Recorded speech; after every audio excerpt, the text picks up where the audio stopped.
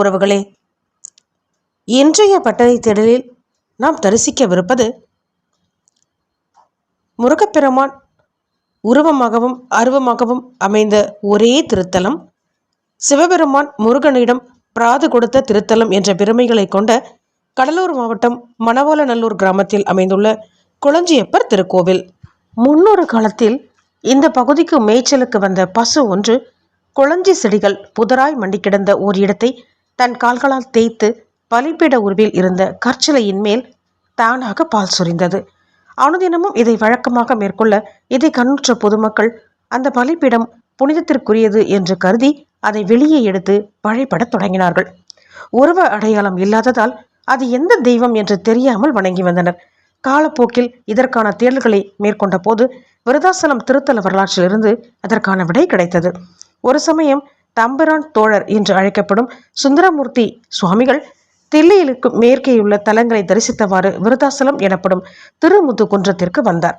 அப்படி வந்தவர் ஊர் மற்றும் சுவாமியின் பெயரை கேள்விப்பட்டு முதுமையை எட்டியுள்ள இவ்வூரையும் இப்பெருமானையும் பாடினால் பொன் பொருள் கிடைக்காது என்று முடிவு செய்து பண்பாடாது பயணத்தை தொடர்ந்தார்.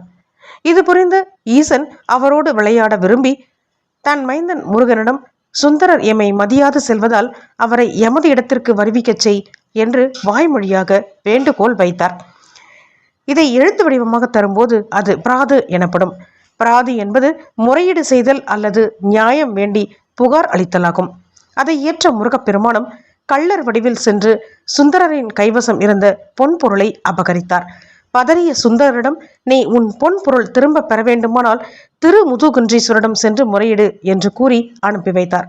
சுந்தரரும் அதை ஏற்று சிவபெருமானிடம் வந்து நின்றார். அவரிடம் ஈசன், எம்மை மதியாமல் சென்ற உமக்கு பாடம் புகட்டவே முருகனை விட்டு களவாடச் செய்தோம், இதோ உமது பொன்னும் பொருளும் எடுத்துக்கொள் என்று கூறி அவரிடம் கொடுத்தார். மனம் மகிழ்ந்த சுந்தரர் தன் தவறுக்கு மன்னிப்பு கேட்டதுடன் இத்தல பெருமானை பாடவும் செய்தார். அதற்காக ஈசன் 12,000 பொற்காசுகளையும் தர, ஏற்கனவே வழிப்பறிக்கு ஆளான அனுபவத்தில் இவ்வளவு பொற்காசினை எப்படி எடுத்துச் செல்வேன் என்றார் சுந்தரர். அதற்கு சிவன், இப்பொற்காசினை மணிமுத்தாரில் போட்டுவிட்டு திருவாரூர் கமலாலய குளத்தில் எடுத்துக்கொள் என்று கூறினார். சுந்தரரும் அதன்படியே செய்தார். ஆகவே அப்பொழுதே ஏட்டிய முறையை துவக்கி வைத்த பெருமைக்கு உரியவர் சிவபெருமான் என்பதும் குறிப்பிடத்தக்கது. சுந்தரர் மீது ஈசன் பிராது கொடுத்த இடம் மணவாளநல்லூர் எல்லை என்பது தெரிய வந்தது. அதன்படி விருதாசலம் நகருக்கு மேற்கே பலிபீட உருவில் அமர்ந்திருப்பவர் சாட்சாத் முருகன் என்று உறுதி செய்யப்பட்டது. குளஞ்சி செடியின் ஊடேயும் பசுவின் குழம்புகளின் மூலமும் வெளிப்பட்ட அவருக்கு குளஞ்சியப்பர் எனும் திருநாமத்தை சூட்டி வழிபடலாயினர். தமிழ் கடவுள் உருவமின்றி அருவ நிலையில் எழுந்தருளியுள்ள அருள்பாலித்து வரும் ஒரே திருத்தலமாக இத்தலம் விளங்குகிறது. பிரசித்தி பெற்ற பிரார்த்தனை தலமாகவும் 18 சித்தர்களில் ஒருவரான பாம்பாட்டி சித்தரின் குருவாக திகழ்ந்த அகப்பை சித்தர் ஜீவசமாதி அடைந்த இடமாகவும் இத்தலம் விளங்குகிறது.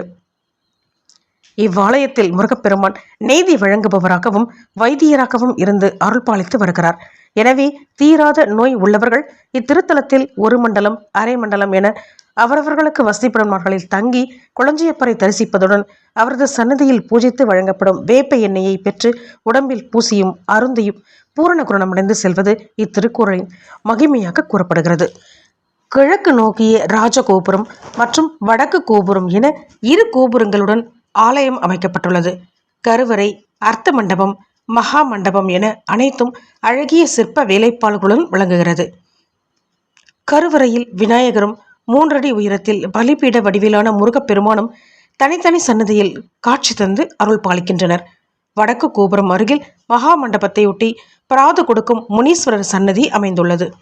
ஆலயத்தின் பின்பகுதியில் ஏரழிஞ்சி மரங்களுக்கு இடையே இடும்பன் கடம்பனுக்கு தனி சன்னதிகள் அமைந்துள்ளன. இவ்வாலயத்தின் தல விருட்சமான குளஞ்சி செடி நந்தவனத்தில் வளர்க்கப்படுகிறது. பக்தர்கள் தங்களின் அனைத்து விதமான நியாயமான கோரிக்கைகளையும் எழுத்து மூலம் சுவாமியிடம் பிராது செலுத்தும் நடைமுறை இங்கு வழக்கத்தில் உள்ளது. அப்படி பிராது செலுத்திய நாளிலிருந்து 90 நாட்களுக்குள் அந்த கோரிக்கை முழுவதுமாக நிவர்த்தி பெறுவதும், வேண்டுதல் பளித்தவர்கள் சுவாமியிடம் செலுத்திய பிராதினை திரும்ப பெற்றுக்கொள்வதும் நடைமுறை வழக்கமாக கருதப்படுகிறது. என்ன உறவுகளே, அற்புதமான குளஞ்சியப்பர் திருக்கோவிலை தரிசித்ததில் மகிழ்ச்சி தானே? மீண்டும் இதுபோன்று நல்லதொரு தேடலில் சந்திக்கும் வரை உங்களிடமிருந்து விடைபெறுகிறேன். உங்கள் முளைப்பட்டறை முனைவர் இளவரசி. வாய்ப்புக்கு நன்றி. வணக்கம்.